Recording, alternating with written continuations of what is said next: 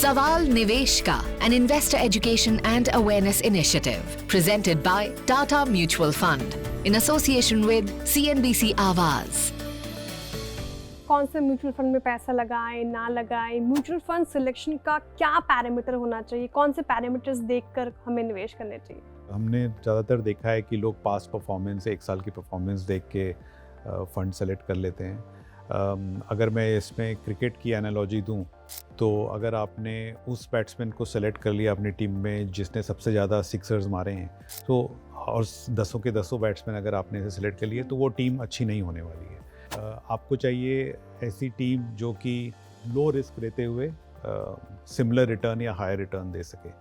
तो जब भी हम म्यूचुअल फंड सेलेक्ट करते हैं तो केवल रिटर्न ना देखें, आप अगर आप फैक्ट शीट देखेंगे फ़ंड की तो उसमें आपको काफ़ी डेटा मिलेगी about portfolio beta, standard deviation. तो अगर मैं रिस्क को एडजस्ट करके रिटर्न देखूं तो ये सबसे बड़ा एक पैरामीटर हो सकता है। दूसरा पैरामीटर जो कि नॉर्मली मैं देखता हूं हमेशा और सबको रिकमेंड करता हूं कि बेंचमार्क के कंपैरिजन में आपने कैसे परफॉर्म किया है, और 1 साल नहीं 3 साल 5 साल। तो दो मेन जो मेरा रिकमेंडेशन ये रहेगा कि आप लॉन्ग टर्म देखें 3 से 5 साल। आप ये देखें कि बेंचमार्क को आउट परफॉर्म कर रहे हैं कि नहीं 3 साल और 5 साल में। और तीसरी बात ये कि आपने रिस्क कितना लिया रिटर्न, क्योंकि रिटर्न जनरेट करना बहुत आसान है अगर आप रिस्क ज़्यादा ले रहे हैं।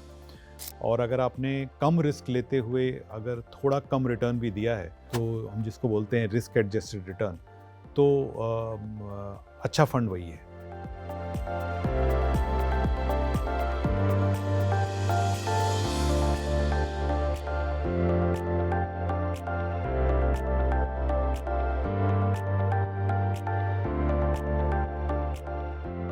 म्यूचुअल फंड निवेश बाजार जोखिमों के अधीन है। योजना संबंधी सभी दस्तावेज ध्यानपूर्वक पढ़ें।